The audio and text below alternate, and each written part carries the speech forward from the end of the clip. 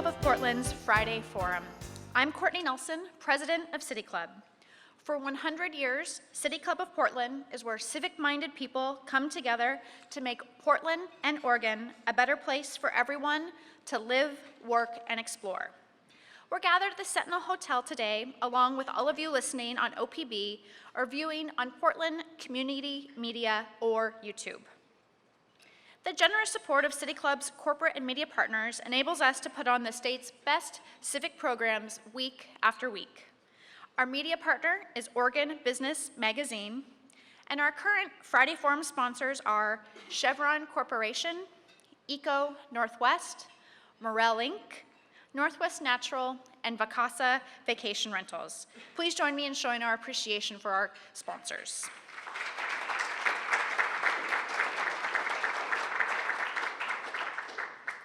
And now for today's Friday Forum. Our topic is Programming for Progress, Feeding More Than the Mind. Across Oregon, some schools are lucky enough to have free or low-cost summer school or after-school programming. But the playing field is not level. For those districts that have access to program, it often means more meals available for kids that need them. How much of a difference can after-school, summer school, and extra meals make for academic success, especially for districts facing higher levels of student poverty? Today's conversation will center around the first statewide analysis of the link between student performance and expanded programming in Oregon, with some surprising implications of region-wide impact that goes beyond the classroom. Our panelists that are joining us today are Gerald Deloney, Director of Program Advancement for Self-Enhancement Inc., as well as the Chairman for the Coalition of Communities of Color. Mark Edwards, Professor at Oregon State University with a research focus on health, wellness, and food security in Oregon. Annie Kirshner, Executive Director of Partners for a Hunger-Free Oregon. And Beth Unvergat, Director of Oregon Ask. Our moderator today is board member Karol Collymore, Communications Director of the Oregon Department of Education's Early Learning Division. Please welcome our moderator and panelists to the stage.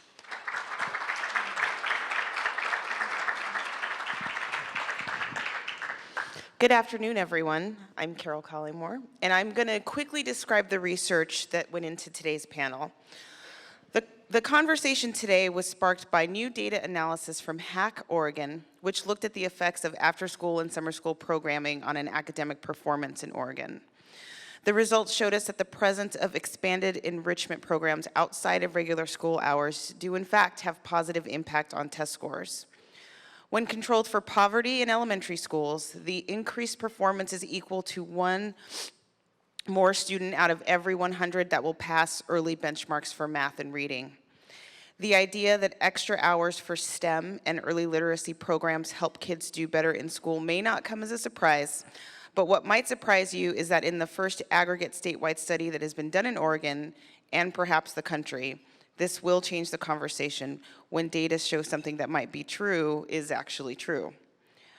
Programming is not standardized, and that means it's hard to know where those programs exist. And if you don't know where the programs are, you can't see how they might be affecting schools.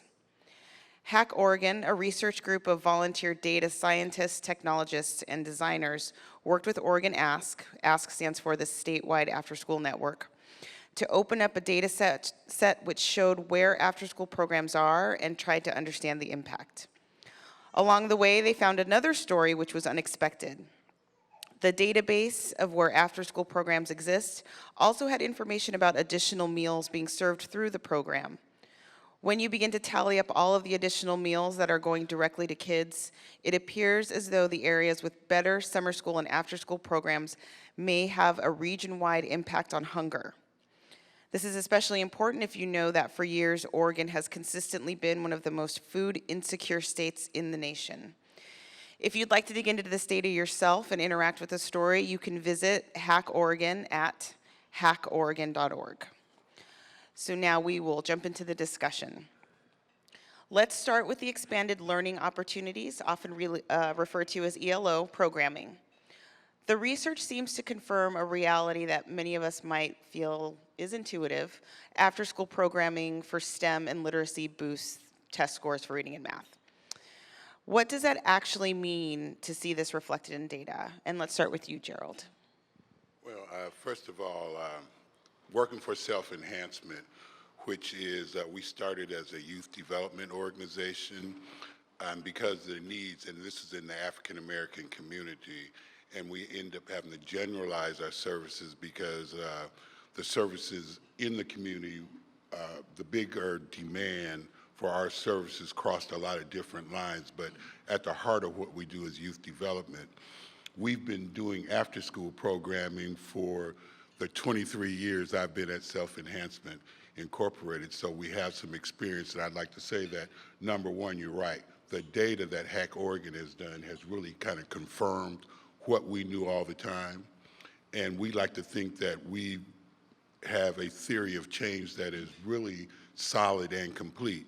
So we serve kids in school, after school, and during the summer. So there's kind of a continuity there. And so with this continuity, we've been able to learn a lot about kids. The thing I do want to offer when we talk about after-school programming is education-only programming doesn't work. You have to have a variety of things to deal with the whole person. So education only, if I'm a kid that's not doing well in school and you give me an education-only program, there's no reason for me to show up. And by the time kids get in middle school, they vote with their feet. If you're not doing a good job and they're not interested, then they won't be there. Thank you. And so there's a social emotional tie in there as well. Absolutely. And when we come back, I'll talk about the variety of services and classes that we do within it, but certainly the STEAM, the academic support is very important, but it has to be done in a way that's kind of nuanced to bring in those other things that kids need to experience and things that they really want to do. So it also makes sense that making sure that kids have access to food and aren't skipping meals would make an impact on their success. These results seem to provoke the question, in areas of higher poverty where we know families might be struggling to provide food security for their children, what is really boosting the scores? Annie, I'll throw this one to you. Sure, thank you. So one thing that is always helpful, I think, in conversation is to be able to look at data and how it helps us think about things in a new way. And so really appreciated how this data both helped quantify where are kids being served when they're not in school, and then what is the correlation between that service and their success. And so that definitely is great to have that affirming information about its connection to educational attainment, but to have that piece around food being brought in as a anti-hunger and anti-poverty organization. We know that success in school and life is intimately connected to that most basic need, which is food, and really see the two going hand in hand. So if kids have adequate access to nutrition in their early years, we know they're going to do better in school.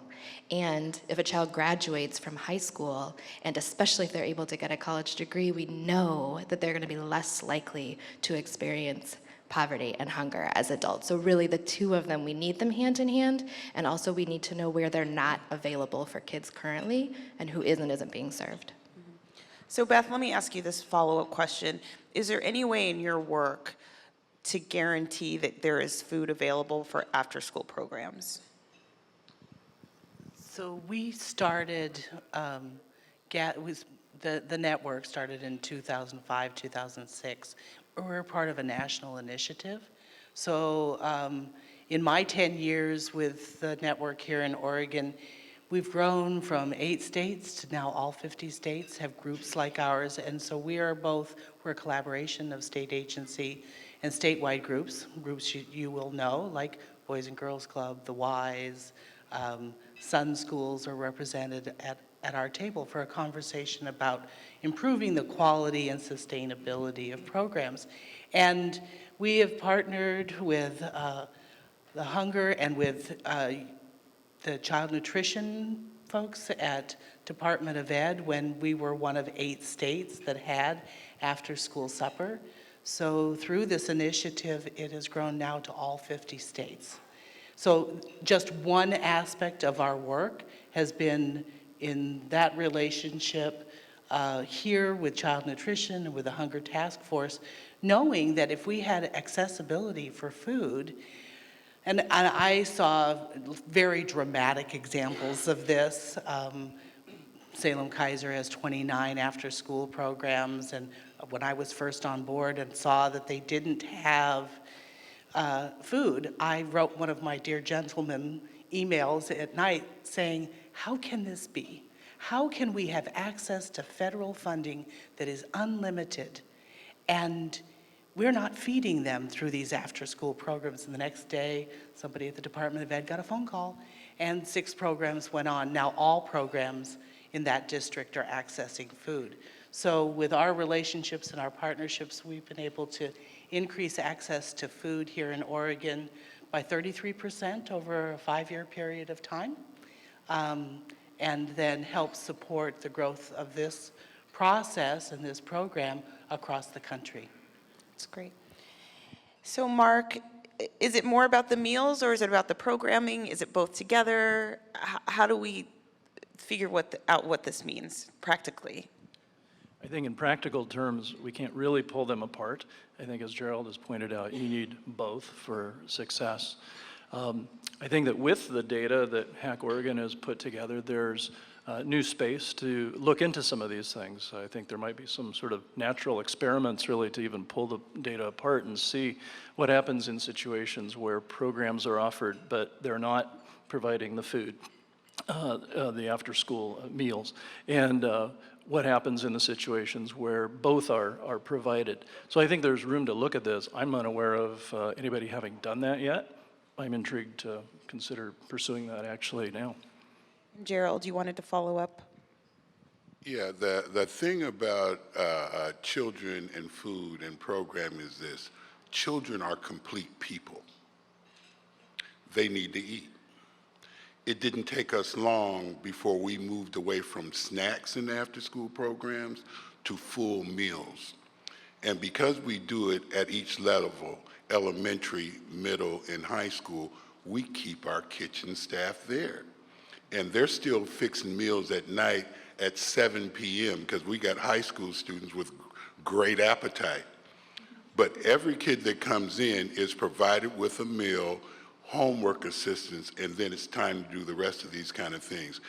If the after-school program wasn't there and they had access to food, probably the first thing a kid does when they get home from school is eat food, unless they don't have food to eat. So this is one of those real safety net kinds of things that we have. So we just have to be careful with data and don't pull it apart and pull fractions of people apart, because then we start talking about individual behaviors rather than the behavior of a whole person. So always consider that we're talking about complete people and not part of a person that only studies or part of a person that only runs and jumps and has fun. It's the complete person, and they're a combination of all those things. So it's shocking to hear that Oregon has among the highest rates of food insecurity in the country. And if you look at a map of the data, we stand out as the only West Coast state with reported hunger rates looking much more like the Deep South. We also trail behind in high school graduation rates compared to the national average. And so for any of you, how deeply are these two connected? I'm clearly, Gerald, you're feeding kids because they don't have food anywhere else. So can you talk a little bit more about the sort of generational connection of hunger?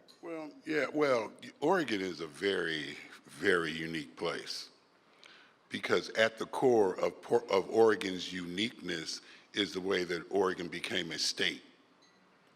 The negotiations back in 1859 when Oregon became a state was that Oregon could join the Union, but they couldn't be a slave state, but African Americans couldn't come to Oregon. And if you did come to Oregon, you had to leave or you got flogged every 6 months, and you also couldn't have contracts. So the lack of contracting lasts today. Less than 1% of all the contracts in every jurisdiction from the federal government down to school districts are with communities of color or people of color. employment is the very same thing. Less than 1% of all the jobs in every jurisdiction are held by people of color. So if you think about this for a second, you'll say is that we're excluded from the economy, people of color. So if you can't get into the economy, how do you exist? So when we start talking about food insecurity, that is a symptom of this problem. There's a lot of different symptoms of the problem, but the real problem is that communities of color are being starved out by the government. I mean, what I just told you is fact. Anybody that does any kind of research can look up that research and see it for themselves. But until some of that stuff changes, then you'll have these kind of symptoms, food insecurity, that just still circle around the same problem. And that is that there's no economic base for communities of color. And the last thing I'll say about this is the Coalition of Communities of Color put out its report on Multnomah County, and as the Hack Oregon research will tell you is that 1/3 of the people in Oregon live in Multnomah County. That report was on Multnomah County, and every indicator of not doing well shows communities of color leading. And just to follow up on that, I would say one thing that was great that was highlighted in that report is that whereas the percentage of the general population that experiences hunger in Oregon is 16%, a terribly unacceptable high number, for African American communities, it's 44%. So just to let that sink in for a second, that means 44% of people for whom finding food is a constant area of stress. And what that does to families, what that does to communities, what that does for kids who are trying to learn at school is widespread and systemic. And then when you take that and pair it with the fact that over half of all of the students in Oregon rely on school meals, over half, we're at an all-time high. So when we're talking about solutions, the great thing about pairing food with building the infrastructure of education and activities is that if we're going to address it at scale, if we're going to solve this problem for that widespread of our population, we need a solution at scale. And so if we start thinking about state policies and city policies and how our school boards are investing in after school and in summer, these are tools, when you pair it with federal funding, that means we can solve this problem. But we need to rally all those resources to be able to do it. Karol, your question also was about how the high rates of school dropout here might be correlated with our high level of hunger and food insecurity. One of the things that's clearly evident in the data is that as people's education level is higher, then the chances of experiencing hunger or food insecurity reduces. But also at the same time, here in Oregon, among all of the hungry households, when we look at those who are categorized as having hunger, the vast majority of them already have their high school diploma. Only about 18% lack their high school diploma. So although jumping from being a high school dropout to being a graduate reduces the chances that you'll experience hunger, the reality is the vast majority of people that are struggling with hunger in Oregon are those who've completed high school, but not those who have an AA degree or a bachelor's degree. So it's that being a high school graduate, but nothing more, that is the group, that's the largest fraction of the hungry households. So when we go to thinking about policy issues or even thinking about the effects of after-school programs, one of the things we would want to think about is not just how do we get kids to graduate, but how do we move them to the next step of credentials and training for work so that as young adults, they're no longer in that category of being hungry. So, oh yes, please. So one of the things that we have learned as we've collected data around programming, so we did a couple of things. One, we made a decision when Governor Kulongoski was in office and a group of people met with support from the National Governors Association. We said, what is a program, right? So how do we define what a program is? At that time, Dr. Deborah Vandell out of University of California, Berkeley, had done some really good research and really talked about time and duration matters. So we put some parameters on the data that we collected, and we said 3 days a week, 12 hours or more, is what makes a difference for children. And so whatever kind of program that we collected data on, it wasn't a single activity. It wasn't just 1 day a week for 2 hours. So we really were really very intentional about what we collected. And what we found at that time, so we published a report in 2012, and we've continued to update our data. What we found was that there were 814 programs in this state that met that criteria, and 673 of them were co-located in public schools. And they have all different kinds of operators, right? Program operators. It could be a school district, could be childcare, could be a youth development organization, and content specialists that are usually affiliated with a program. But when you look at that and you think about it, 673 programs, and certainly at that time, not all of them were on food. So that became a real priority that came out of that task force and process that we went through. But there are all of these intersections between the Office of Child Care and Early Learning, because of Child Care Development Block Grant funds that fund children up through the age of 12, 21st century funding. So there's a combination of federal funding that comes into the state and how it's used and how it could be used. So we've been spending a lot of time thinking about how to build systems and what those kinds of systems could do to help children and youth. We've done parent forums around the state. And what was interesting to me is how many people who are middle class do not understand the effects of poverty and the effects of food insecurity. It's really 52% of our families that are living on $24,000 or less a year. And so working poor basically is what it comes down to. And there are things that we can do. I mean, our goal is to build a better world that works for everyone, and how public policy and the effects of choices of public policy can make a difference. And then I think Gerald had one more follow-up.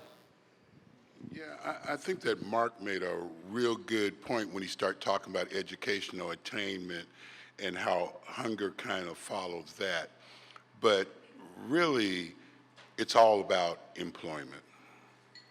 And at one point in this country, and it's certainly my childhood, was that there was summer youth employment. It was actually funded by the federal government. I had a job every summer for 4 years. I built a resume. It put money into the community as I was working and doing this, but I understood what a job meant, and I had some basic job skills. Do you know right now, because we don't do it, we have kids that have completed high school with no connection to jobs, which I think is part of the dropout rate, because there's no connection between work and what I'm doing at school is all abstract, and it doesn't translate into the real world. But you can take an 18-year-old that's going 4 years to high school and has never worked a job, and so they've got to go square one on what do these people expect from me, and what am I supposed to do all day for 8 hours without losing focus and wanting to go to sleep, or coming dressed so inappropriate to work that I don't fit in to the work environment.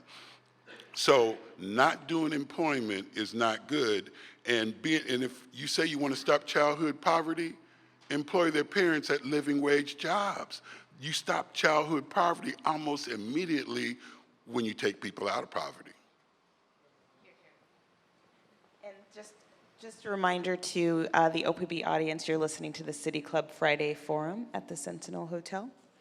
And to follow up on your point, Gerald, if we understand that this problem is systematic, and we all know that it is, why is it that we tend to compartmentalize the conversation? So we have a early learning K through 12 conversation, or we have an after-school programs conversation, or we have the health and wellness conversation. How do you work together to figure out what that policy is that addresses economics and education?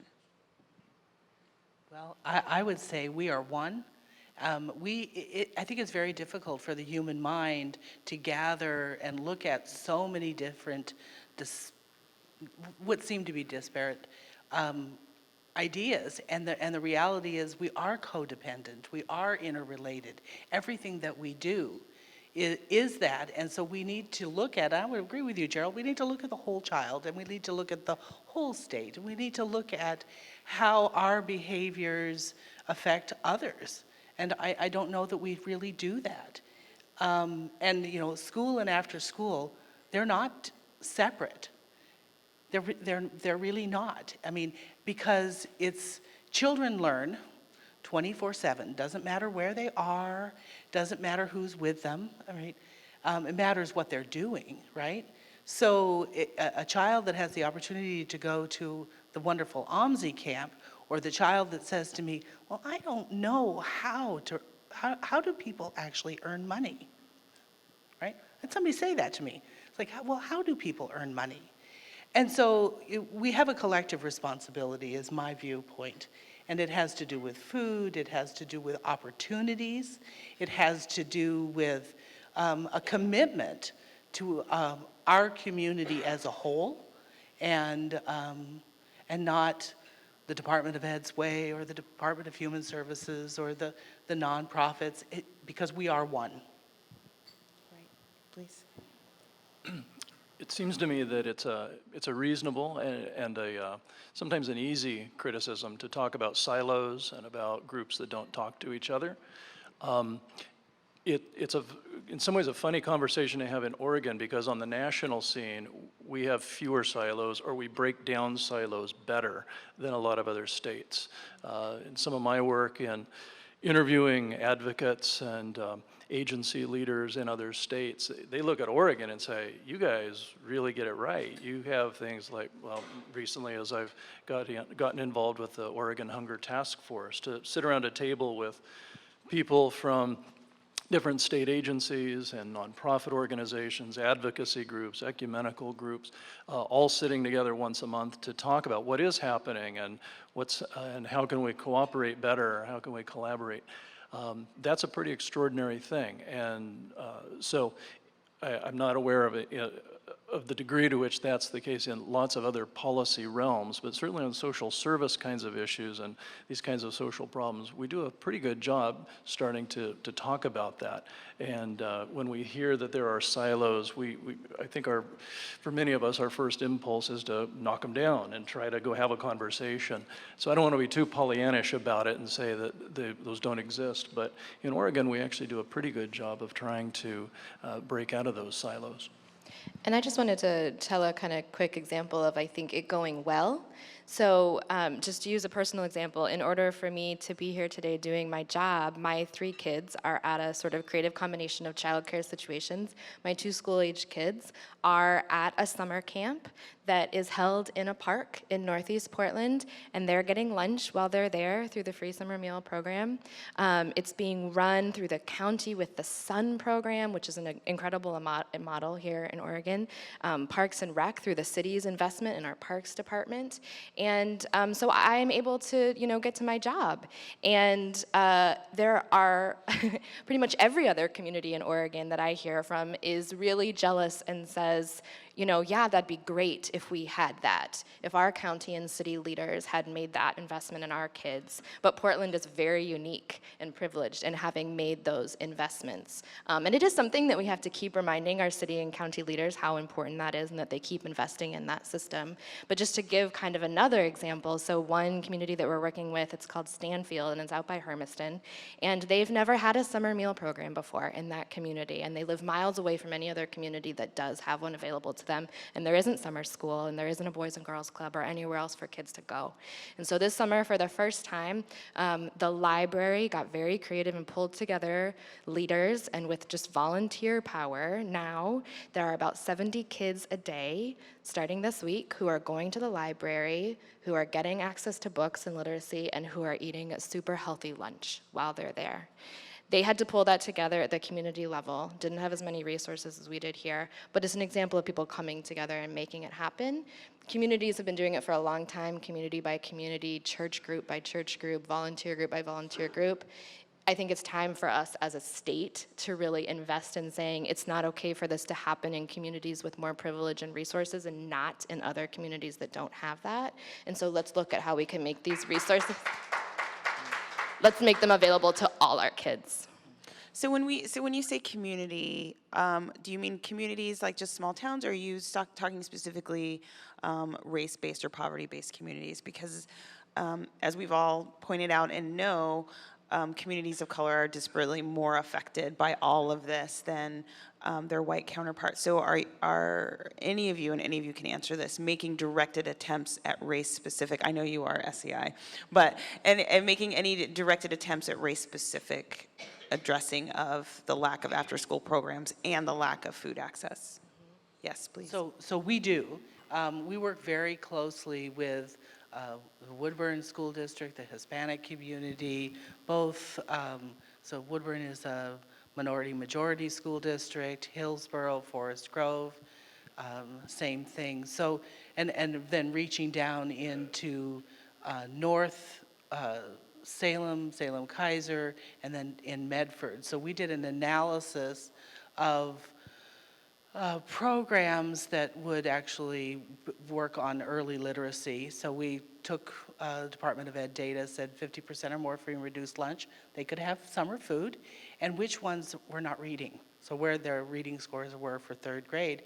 We identified 141 schools that basically qualified for additional supports and services around summer, and actually accessing summer literacy, because a lot of what we know from the research is that children who don't read by third grade, in part, it's access to books and it's access to materials. And we love the state library and we love the library program, and we've worked closely with them and with Child Nutrition to make available summer programming, but it needs to be more than what it is, because they need to have access to books.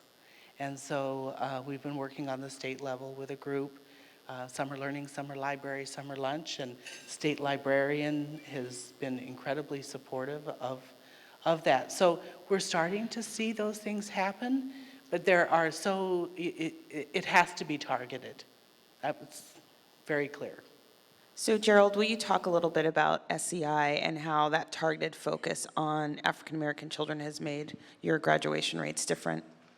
Well, you know, SEI was created for one reason only, that African American kids were losing in the education system year after year, and there's nothing that the school districts or anybody else was doing about it to change that. So we decided that we need to form an organization whose goal is to help children of color, especially African American kids, succeed. We have done that. Going through the program model I talked about, doing in school, after school, and summer. We started in elementary and kept kids into age 25. I don't know too many 21-year-olds that are ready to go out and face the world. And right now, they're coming back home from college or wherever they go, and they're invading your homes. And I know some of you got some kids that really need to leave and go someplace else. We got that. But we need to do it with our kids because they weren't experiencing anything, they weren't getting employed. Now, I'll tell you this, and this has always been historic, that 97% of all kids that go through SEI, that were in the SEI cohort, graduate from high school. There's no doubt about it. 85% of those kids go on to post-secondary education. So if you want to hear an even more amazing story, is that 4 years ago, SEI, who had programs in Jefferson High School, came up with a whole school model which was funded through Portland Public School. To not be in SEI as a freshman, you would have to opt out the program. 80% of those kids stayed in the program and went through. We changed in 4 years, and this is ODE, they can tell you right now, if you call them, that we changed the graduation rate from 51% when we started 4 years ago, and the graduation rate now is 80%. The reason that happens is that we take responsibility for our work. The other piece is we personally raise money, and this is unrestricted dollars that we do only through fundraising, to do summer employment in the summer. So all of our kids right now are lined up. They've gone through their interviews for their jobs. They will be placed both in SEI, and they will be placed out in internships with a number of different governmental bodies and other organizations. But if you don't do that, my dream is that we don't do just inside of SEI, but we bring summer employment back to the level that it was before. And also we look at this group between the ages of 18, and this is what Mark pointed out, the group between 18 and 30 years old needs to work. They're not working, and we're gonna have a price to pay. Either we're gonna put them to work and see that those kind of dollars, even if we subsidize the employment, goes into those communities and continues to regenerate itself. You know, they used to trick us with trickle down. Trickle down don't work, but trickle up, or it moves up, that's where economics really goes. You give money and put it in the grassroots, and it continues to grow. That's what grassroots do, they grow. And they continue to grow, and it keeps on putting money into the economy. So every dollar that's spent here regenerates itself. Every time we give rich people money, they save it. They don't put it back into the economy. You know, how many of them, we've been saying this for years, that we give the rich people a break and they're gonna build bigger factories and do a greater investment. They don't do it. So we have to start smartly investing our money in the people, and I guarantee you this, and I'll stop with this comment, poor people spend money. Thank you. So I'm going to take a little break for some great questions we're getting from the audience, and also remind you that you're listening to Friday Forum by City Club of Portland. Some of Oregon's deepest pockets of poverty and educational disadvantage are in rural areas. So this cannot only be about racial inequity, can it? Does someone want to? I would love to talk about that, but please someone else talk about it. That's quite right. For example, when you look at the, first of all, just because it's the demographic makeup of the Oregon population, the vast majority of hungry households are white, and there is deep social class inequality in rural places. So you're right, there's two really important stories here. There's the racial equity issue, but then there's also just inequality in general, even among white populations in rural places. So we're in this kind of complex story of needing to take seriously the fact that much of what happens in the state happens driven by things here in the metro area, but at the same time there's a different and important story to be told, to be understood about rural communities. And I would just love to take for a second that question and flip it on its head. So I don't think that anyone's saying that this is only a racial equity issue. I would say, can it finally also be a racial equity issue? So I've worked in anti-hunger work for over a decade, and I would say that for the majority of that time, when we've talked about inequity, when we've talked about who's not being served, we are always talking about rural Oregon. We're always talking about small communities, and we have not done enough, as far as our sector, to also be specific that this is also a racial equity issue, and who in all communities, including Portland, are not being served, and how that points back to systemic forms of oppression. So I would just say it's high time for that to finally become part of the conversation. Great. So another audience question, what can be done to address the big gap in food availability over the weekends and when schools are not providing summer school with accompanying meals? Well, I've been in schools on Fridays where Friday backpacks are put together by Kiwanis clubs. I've seen at the door of a school bags of groceries that have been placed there so families can take them. 2008 really devastated Oregon in a tremendous way, and food insecurity was a huge part of it. And communities do help each other, but the reality is that our food systems are not as well connected perhaps as they should be. So we've got the school food and summer food, and we've got anti-poverty or food banks. And so when you're poor, you don't have transportation to go get the food. So thinking about how people can access food via food pantries in a public school. Kids are transported to and from school so by the public. So I think that there are some ways in which better systems could be provided to make sure that kids have food on the weekend. And I would just add that those are great examples of how communities are coming together. Lots of creative examples. Rockwood Farmers Market last Sunday became the first farmers market to serve kids for free on a Sunday at a farmers market. Pretty cool. But I would also say if we want to make sure all kids can eat over the weekend, make sure their parents have access to a living wage job. And we'll keep spinning our wheels in the meantime, making sure that they get food every day. But if we want to make sure they get fed on the weekends, that's how we do it. Okay, I have a question to you specifically, Gerald. What are the metrics you use to judge your program's success, and what are your results? We start with, to me, it's a simple formula. We start with attendance, because we can't do nothing with you if you're not there. The next place we go is behavior. We got to get you in the classroom and keep you in the classroom. And then the third one is grades, because we do need to have academic performance. You know, some of the issues that we're faced with, for instance, with disproportional discipline, those end up being cultural issues. It's the culture of the teacher versus the culture of the kids.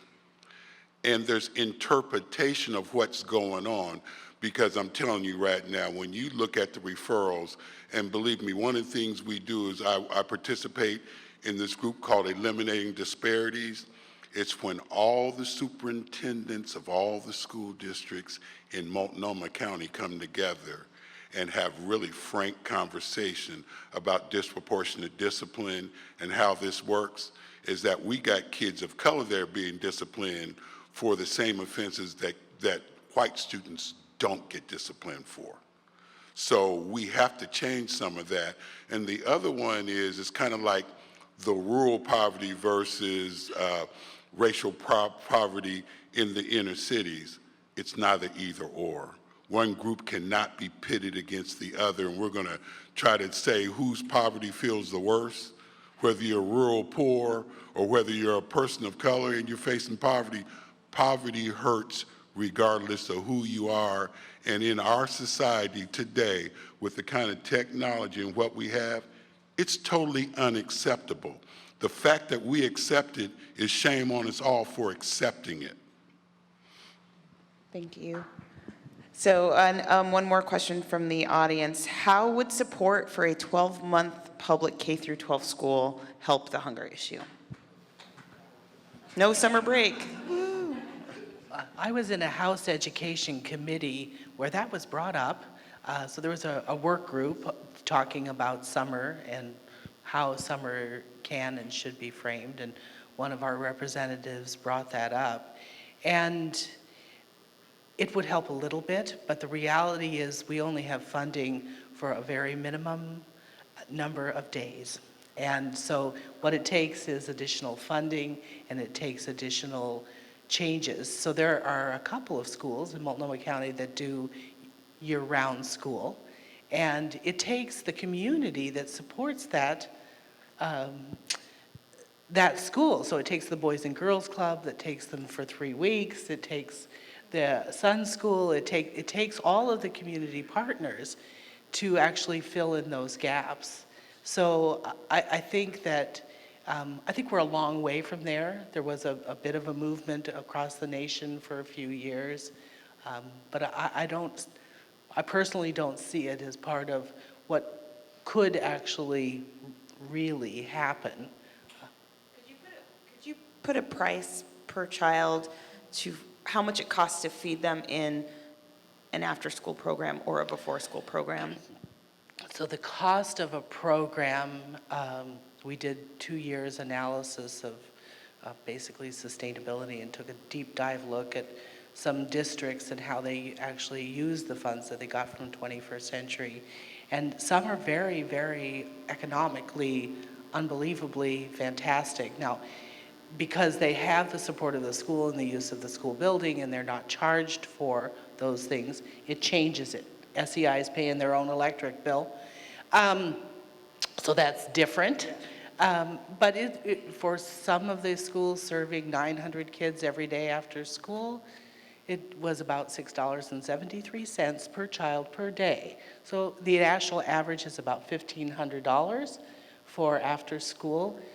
California did a ballot measure. They have $550 million that they're putting in their state for after school, and have really integrated the system. They have an after-school director in their Department of Education. And so we're seeing some changes within the country, and with Title I funding being put into and supported in after school. But the reality is schools can't do it by themselves. And after school and nonprofits that are providing programming, $1,500 in the summer, $1,500 in the school year. And I just wanted to add, so and I think that's the cost for the entire after-school programming, so all the great enrichment and learning that you're getting. There is federal per meal reimbursement. It's about $3.50 a meal that any community that's feeding kids can pull down, which is great. So we try to get communities to utilize that as much as possible. But I think if the question behind that is, would year-round programming help address hunger? You know, as a parent, I love the idea of year-round school. It would make the logistics of life that much easier, but you still have the issue of where are they after school, even if it is year-round, and you still have those breaks. Kind of a separate answer to that, I would say one of the most effective ways that we've found to address hunger through programming, actually, is to give folks a more adequate benefit level on their SNAP, or as it was formerly known, their food stamp card. And so there has sort of been an experiment happening in the past 5 years. Oregon's been just one of a handful of states where this past year, about 50,000 students who got free lunch at school, they had an extra just $30 a month put on an EBT card that their parents could use to just go straight to the grocery store and get that additional food that they needed. And there was a really extensive evaluation that showed that just that alone, $30 a month during the summer, reduced child hunger by a third. It's the most effective thing that we have ever been, that we've ever found. And so when kids are in care, let's make sure it's great, high quality care, and let's make sure that they're getting fed where they're learning and when they're playing. That's not the whole story, so let's make sure that when they're at home, they're getting the food that they need also. But that's a really promising experiment. If you're into contacting your Congress members, that's a program that looks like it might be cut, so let them know that you feel like the summer EBT for Children program is a great way to address hunger. Yeah, I think that the whole idea of year-round school is a great idea. We don't need kids to harvest the crops anymore. This is an agrarian culture idea that has hung on since 18, I don't know what. We got to get them kids out and bring in the crops. Come on, give me a break. So we need to adjust our thinking. See, history we get stuck in. That is a piece of history. We're so stuck, we don't know why we do summer break. It's to do the crops. How many crops are kids doing now? I mean, some of this stuff is really really funny if it wasn't pathetic. We should be spacing out the breaks, having year-round school, And every school should have an after-school program. The most dangerous time in America for children is from the time of school out, approximately 3 o'clock, to 7 p.m. That's when all the mischief happens. You would probably even reduce teen pregnancy. There's a number of things that would change if you do after-school programs. And you could feed people in the after-school, but we're not going to just say that because we're stuck in an agrarian society and we need to harvest the crops that we refuse to have year-round school. That just doesn't make sense to me, anyway. So now it's time for audience questions. Let me see if I can do this from memory. Questions are a privilege of being a member of City Club. And so first question goes to Mr. Dickey. Bill Dickey, City Club member. As I was listening to this, I have to tell you that when I was listening to your discussion, I remembered at Hoover Elementary School in Medford, Oregon, from 1962 to 68, I guess, or somewhere in that range of my elementary school years, the cook's name was Mrs. Brazil. And she was the best cook you ever wanted to know. And we had great school lunches at my elementary school. I don't think they even have school cooks anymore. They do. Some do. Anyway, one of the things that I posted on Facebook that I was blown away at these hunger rates. I mean, I'm the classic middle-class person that doesn't understand that there's all this hunger. And I kept thinking about the Oregon Food Bank and thinking that it's this huge, successful operation. It's in my neighborhood, and I see the big trucks there, and they do the Blues Festival. And how does the Oregon Food Bank feed back into these programs? And is there a disconnect there for me to not understand how it works? I think that's you. I think it's you. Well, I will say we are very close partners with the Oregon Food Bank. I don't work for the Oregon Food Bank. They are absolutely a leader both in getting food to people for today to make sure that they are not going hungry on a day-to-day basis. But the Oregon Food Bank will also be the first to tell you that that is not the way that we solve hunger. That's not the way we prevent people from going into crisis. And so they're also very active on a systemic scale to advocate for us changing the system and to addressing poverty. So again, they're a very vital part of our state in helping families who are already in crisis. And that is a lot of families. But I think if what we're really gonna say is that no child ever goes hungry, I think we all know that's a much bigger issue than getting someone a food box for a day. Mr. Hershey. Edward Hershey, City Club. I'm sorry. I was just going to add to that when you think about the way that we come up with the design, report out these statistics about food insecurity, we ask people about what has happened in the last year when they answer those surveys. And so it's very possible that somebody had an experience of being without food back in July. We're interviewing them in December, and they may then have received, as a result of that experience, then they receive food from the Oregon Food Bank. So we're not going to be able to identify that just because you got some emergency food that eliminated hunger, because when we ask people about hunger and food insecurity, they're telling us about what's happened in the last year. So sometimes you'll see a kind of a non-intuitive connection there between those two things. And I think that when you ask, in all the conversations I've had with parents, particularly when you say, are you worried that you're going to be able to afford food next week? And they say yes, which means we say they're food insecure.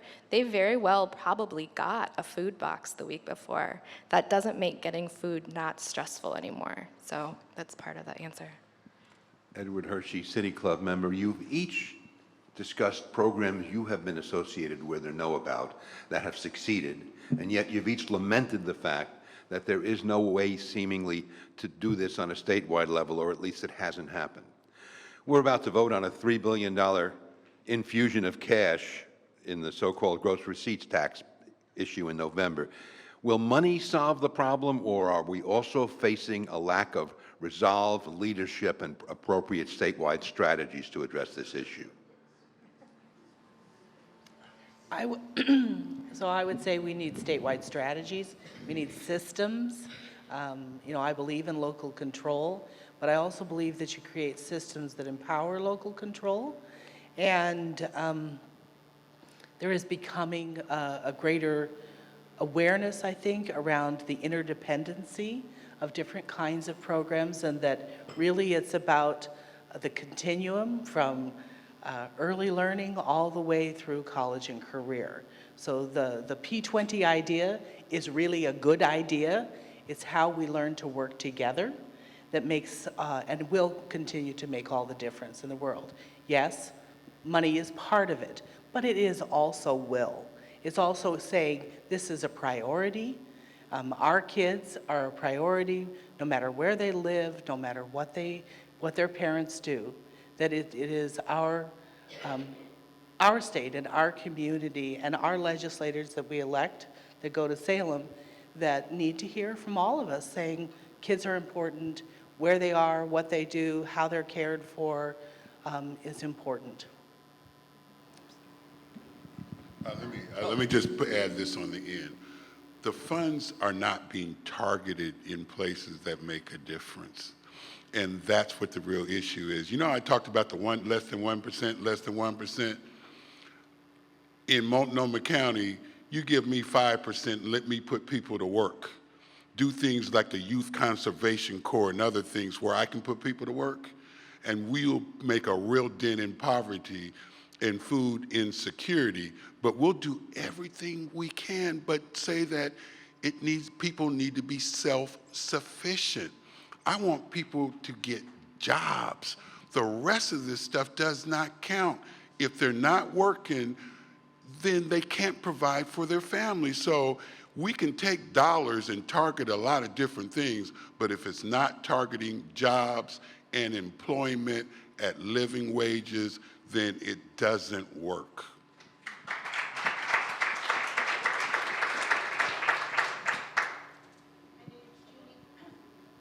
Magmer, and I'm a city club member. You talk about jobs, and my son is the apprenticeship training coordinator for the state of Washington. And one of his biggest frustrations is getting into high schools and to departments of education and getting them to understand that apprenticeship programs are one of the underused resources that we have both in Oregon and in Washington. And an apprenticeship training program not only trains somebody for full-time employment, it pays them while they're being trained. And so what is happening at that level to connect with those programs and get those kids into apprenticeship training where they can be learning and earning at the same time? That's a very good question. Does anyone want to take a stab at that? So I can tell you that I know a little bit about the workforce training program. I have been starting to study it, and there are a couple of issues that seem to come up.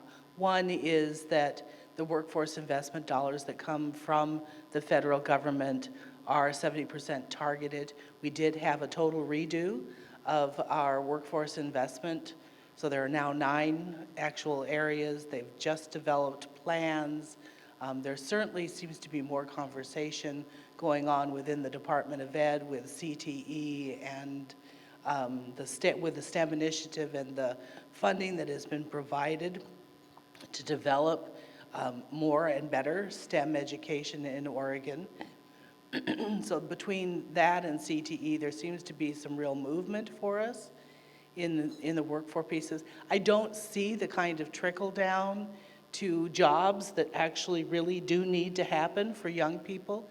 And I don't see training programs that are not for kids who have been out of school for 2 years, because that's where our workforce dollars go. And we do have some really good people working very hard throughout our state trying to solve some of the workforce problems. But I would say we're not there yet. But there's been a lot of change in the last 2 years. So last question. Walter Robinson, second, City Club member. So we talked a lot about food insecurity today. Great program, thank you very much. But I didn't hear anything about the types of food that people are receiving and the healthy foods, and if there are healthy foods that they are receiving, so that we don't end up in this cyclical cycle of, okay, well, you're getting food, but it's unhealthy food, and now you're in the hospital because of it. So what types of food are we giving youth, and how does that contribute to their health and the health factors? One of the reasons that we really feel good about promoting the use of summer meal programs or after-school meal programs is that there are very strong nutrition guidelines that go along with that. And so it really raises the caliber of the food. So kids who are eating through these programs are getting in every meal a protein and a fruit and a vegetable and a whole grain and a low-fat milk. And so that's one reason why we really feel good about supporting it, because absolutely it's not just about getting folks any sort of food. We want people to have food that is going to make sure that they're healthy and doing well. And we know for families that's the first thing to be cut, is those really expensive fruits and vegetables and foods that we all need to stay healthy. Unfortunately, we're out of broadcast time for today and we'll have to stop. If this program has inspired you to join City Club, you can do so at the registration table as you leave the room.